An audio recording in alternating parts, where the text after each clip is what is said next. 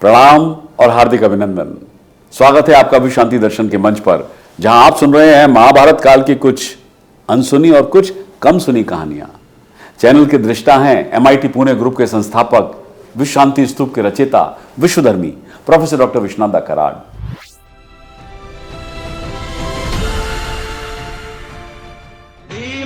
अर्जुन का पराक्रम द्रौपदी की है व्यथा, जिसने दी भारत को गीता वो महाभारत कथा। ये महाभारत की कथा, ये महाभारत की कथा। अब तक आपने जाना कि कीचक की मृत्यु के बाद दुर्योधन को शक हो गया था कि हो ना हो ये काम केवल पांडव ही कर सकते हैं, और अगर उसने उन्हें अज्ञातवास के दौरान पहचान लिया तो पांडवों को पुनः 12 वर्ष के लिए वनवास भोगना होगा। इसलिए उसने सच्चाई जानने के लिए त्रिगट के राजा सुशर्मा को विराटनगर पर चढ़ाई करने के लिए भेजा पहले, और अपनी सेना लेकर बाद में आने की तैयारी की। पर सुशर्मा पांडवों के हाथों पराजित हो गया। यह खबर सुनकर दुर्योधन आग बबूला हो गया और अगले दिन भोर में कौरव सेना लेकर शहर के विपरीत दिशा में पहुंचा, जहां से त्रिगर्तों के साथ युद्ध लड़ा गया था। वहां मवेशियों के झुंड चरते हुए देख उन्हें तुरंत सैनिकों ने पकड़ लिया। एक बार फिर कौरव को देखकर भयभीत ग्वालवाल नगर में भाग गए।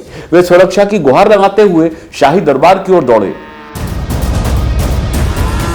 राजा की अनुपस्थिति में विराट का ज्येष्ठ पुत्र भूमिंजय राजा के सिंहासन पर बैठा था। चरवाही का सरदार उनके सामने आया और बोला, हे राजकुमार, हे पराक्रमी वीर, हम केवल आप पर निर्भर हैं। दुर्योधन के नेतृत्व में शक्तिशाली कौरव हमारी गायों को पकड़ रहे हैं। हमारी जाति के सम्मान की रक्षा करें। राजा ने सदैव आपकी वीरता और शक्ति की प्रशंसा की है। नगर में अब भी जो भी सैनिक बचे हों, उन्हें लेकर अपनी शक्ति का प्रदर्शन करो राजकुमार। आप इस राज्य का सबसे बड़ा सहारा है। आप स्वयं अर्जुन के समान हैं। हम आपसे विनती करते हैं कि हमें बचा लीजिए। महल की स्त्रियों के सामने संबोधित करते हुए भूमिंजय ने गर्व से उत्तर दिया, मैं आज धनुष के साथ अपनी शक्ति का प्रदर्शन अवश्य करूंगा, लेकिन मुझे एक कुशल सारथी की आवश्यकता है। मेरा अपना सारथी हाल ही में मारा गया था और मुझे नए सारथी की तलाश है। मेरे रथ को चलाने के लिए एक कुशल सारथी ढूंढो, ताकि मैं कौरवों का घमंड चूर कर सकूं। मैं उनके हाथियों, रथों और घुड़सवारों की सेना में घुसकर उन्हें नष्ट कर डालूंगा। दुर्योधन, भीष्म, कर्ण और कृपा के हृदय में भय उत्पन्न करके मैं विराटनगर की गायों को वापस लेकर आऊंगा। आज ये सारे एकत्रित कौरव मेरा पराक्रम देखेंगे और आश्चर्य करेंगे कि क्या ये अर्जुन ही है जो उनसे युद्ध कर रहा है। राजकुमार के निडर और साहसपूर्ण शब्द पूरे महल में फैल गए और जल्दी ही अर्जुन तक पहुंचे। दुर्योधन का सामना करने का मौका पाकर प्रसन्न होकर अर्जुन ने द्रौपदी से कहा, तुरंत राजकुमार के पास जाओ और उसे बताओ कि बृहन्नला पहले अर्जुन का सारथी था। उसे समझाओ कि वो मुझे कौरवों के विरुद्ध युद्ध में अपना रथ चलाने दे। द्रौपदी तुरंत राज दरबार में गई, जहां उसने देखा कि भूमिंजय अभी भी अपनी शक्ति का बखान और अर्जुन से तुलना बार बार कर रहा था। अर्जुन के बार बार उल्लेख को सहन करने में असमर्थ द्रौपदी आगे बढ़ी और बोली, बृहन्नला नाम से जाने जाने वाला किन्नर एक समय अर्जुन का सारथी था। वो पार्थ का शिष्य था और स्वयं एक शक्तिशाली धनुर्धर भी। जब मैं पांडवों के साथ रहती थी तब मैंने उसे देखा था। जब अर्जुन ने खांडव में देवताओं को परास्त किया था ना, तब बृहन्नला ने ही अर्जुन का रथ चलाया था। वास्तव में उसके जैसा कोई सारथी नहीं है। भूमिंजय ने आश्चर्य से द्रौपदी की ओर देखा और बोला, मैं किन्नर के हाथों अपने घोड़ों की लगाम कैसे सौंप सकता हूं?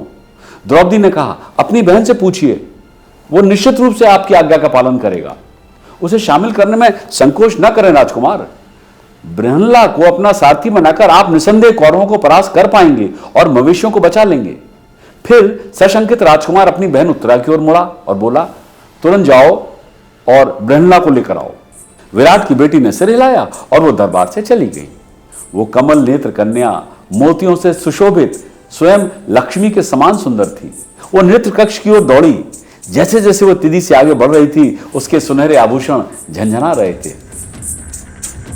अर्जुन को पाकर वो विनम्रता पूर्वक उसके सामने झुक गई। हे बृहन्नला, हमारी गायों को कौरवों द्वारा ले जाया जा रहा है। वीरता से परिपूर्ण मेरा भाई हाथ में धनुष लेकर उनका मुकाबला करने वाला है। उसे एक सारथी की आवश्यकता है।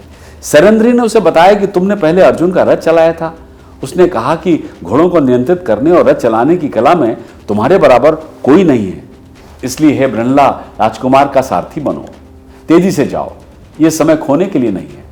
अर्जुन मुस्कुराए और बोले, मैं जा रहा हूं। वो तुरंत महल से बाहर चले गए और उनके पीछे पीछे उत्तरा भी गई। जैसे ही वो दरबार में दाखिल हुए, राजकुमार ने पुकारा, बृहन्ला तुम यहां हो, आ गई। मैंने सुना है कि तुम रथ चलाने में कुशल हो। जिस प्रकार तुमने शत्रुओं के विरुद्ध युद्ध में अर्जुन का रथ चलाया था ना, उसी प्रकार आज तुम्हें कौरवों के खिलाफ मेरा रथ चलाना है। अपने बालों की लंबी चोटी के साथ खेल रहे अर्जुन ने राजकुमार से कहा, मेरे पास सारथी के रूप में कार्य करने की ऐसी कौन सी शक्ति है? मैं तो गीत, संगीत और नृत्य के लिए ही उपयुक्त हूं महाराज, युद्ध में कैसे जा सकता हूं? राजकुमार ने बृहन्ला की ओर देखा। यद्यपि वो एक किन्नर था, फिर भी उसका शरीर विशाल था और ऐसा प्रतीत था जैसे उसके पास बहुत शक्ति है। चूड़ियों और कंगनों से ढकी हुई उसकी भुजाएं सजे हुए सांपों की तरह लग रही थीं और उसके कंधे सफेद रेशम से लिपटे हुए महल के दरवाजे की तरह चौड़े थे। सरेंद्री की बातों पर विश्वास करके भूमिंजय ने कहा, हे बृहन्ला, तुम चाहो जो भी हो, आज मेरा रथ चलाओ। हम युद्ध के मैदान में दुष्ट कौरवों को चुनौती देंगे। और फिर अर्जुन रूपी बृहन्ला के लिए कवच लाया गया। अर्जुन ने मानो मजाक उड़ाने के लिए कवच को विभिन्न गलत तरीकों से पहनने का नाटक किया। वो हतप्रत दिखाई दिए और फिर जोर की आवाज के साथ उन्होंने कवच को नीचे गिरा दिया। महल की महिलाएं हंसने लगी। तब राजकुमार भूमिंजय अर्जुन को स्वयं चमकदार युद्ध कवच पहनाने के लिए सामने आए। फिर वो अर्जुन को अपने रथ तक ले गए, जिस पर सिंह के चिन्ह वाला ध्वज लहरा रहा था। राजकुमार अपने रथ पर चढ़ गए। उनका कवच सुबह की सूर्य की रोशनी में खूब चमक रहा था। अर्जुन ने रथ के सामने अपना स्थान ग्रहण किया और रथ की बागडोर संभाली। महल की युवतियों ने पुकारा, हे बृहन्ला, राजकुमार द्वारा कौरवों को पराजित करने के बाद अपनी जीत के प्रतीक के रूप में कौरव सैनिकों के बढ़िया रेशम के कपड़े ले आना। हम उन कपड़ों को अपनी गुड़ियों को पहनाएंगे। अर्जुन ने अपने बाल पीछे फेंकते हुए उत्तर दिया, जब राजकुमार कौरवों पर विजय प्राप्त कर लेंगे ना, तो मैं निश्चित रूप से आप सबके लिए कई सुंदर वस्त्र लेकर आऊंगा। जैसे ही भूमिंजय युद्ध के लिए प्रस्थान करने वाले थे, तो ब्राह्मणों ने उन्हें आशीर्वाद दिया कि जो महान विजय अर्जुन ने खांडव प्रस्थ में प्राप्त की थी, आज जब आप कौरवों से युद्ध करें तो वो विजय आपकी हो। अर्जुन ने घोड़ों को आगे बढ़ाया और रथ गहरी गड़गड़ाहट की आवाज के साथ आगे बढ़ गया।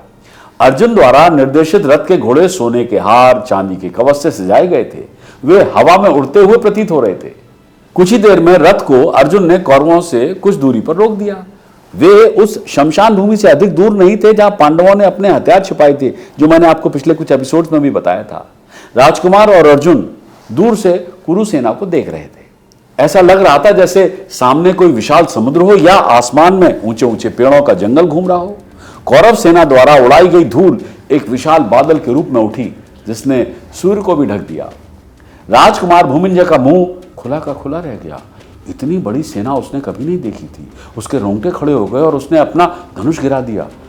मैं ऐसे दुश्मन से कैसे लड़ सकता हूं, उसने कांपते हुए कहा। इनका सामना तो देवगण भी नहीं कर सकेंगे। कौरव सेना में द्रोण, भीष्म, कर्ण, कृपा, अश्वत्थामा और दुर्योधन जैसे वीर हैं। उन्हें दूर से ही देखकर मैं तो भयभीत हो गया हूं। जोर जोर से विलाप करते हुए राजकुमार ने अर्जुन को नगर लौट जाने का आदेश दिया। इस सेना का सामना करना बुद्धिमानी नहीं है। मेरे पिता बाहर गए हुए हैं और मैं अकेला हूं। मैंने युद्ध कौशल का अभ्यास नहीं किया। मैं तो एक राजकुमारी हूं। मैं उन लोगों पर विजय प्राप्त नहीं कर सकता जो शस्त्र विद्या में निपुण हैं। हे बृहन्ला, वापस राजधानी की ओर चलो। क्या राजकुमार भूमिंजय कौरवों से डरकर भाग गए? क्या कौरवों ने बृहन्ला बने अर्जुन को पहचान लिया? फिर हुआ क्या, ये जानेंगे अगली बार।